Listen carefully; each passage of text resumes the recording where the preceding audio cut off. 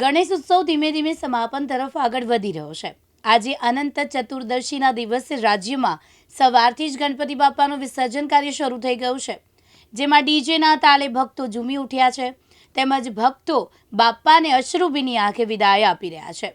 ગણપતિ બાપા મોર્યા પૌઢાવર્ચી લવકરિયાના નાદ સાથે ગુંજી ઉઠ્યા છે। ગણપતિ બાપાના વિસર્જનમાં એક ધાર્મિક અને આધ્યાત્મિક વિધિ છે, જે ફક્ત પરંપરાનું પાલન જ નથી કરતી, પણ ભક્તોની ભક્તિ અને સંકલ્પની પરિપૂર્ણતાનું પણ પ્રતીક છે। જો કે આ વિદાય કોઈ પણ ભક્ત માટે પીડાદાયક છે, કારણ કે તે બાપાને તેમનાથી દૂર જવા દેવા માંગતો નથી। છતાં શાસ્ત્રો અનુસાર તે જીવનનો એક કુદરતી ભાગ છે, જે આવે છે તે પણ જાય છે।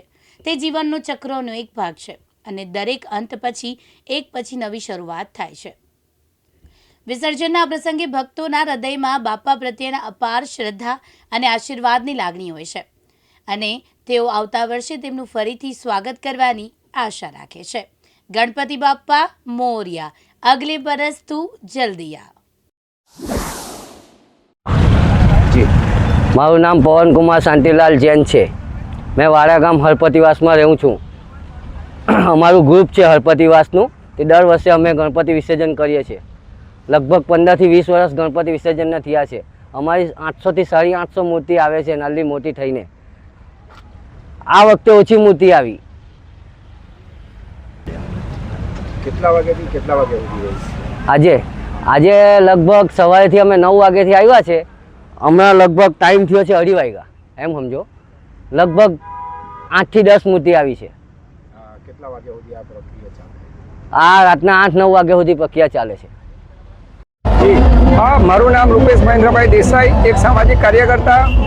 मारू રહેવાનું મોવર ગામ બાળ ગણેશ મંડળ મોવર ગામ છેલ્લા 46 વર્ષથી ગણેશ મહોત્સવનું આયોજન કરે છે।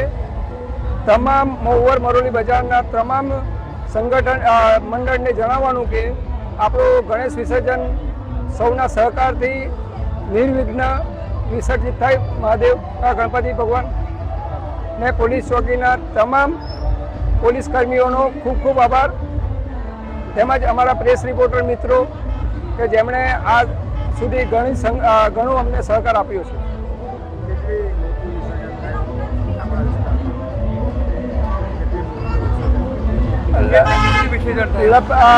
એપ્રોક્સ 28 જેવી મૂર્તિ મોવર તળાવમાં વિસર્જિત થાય છે।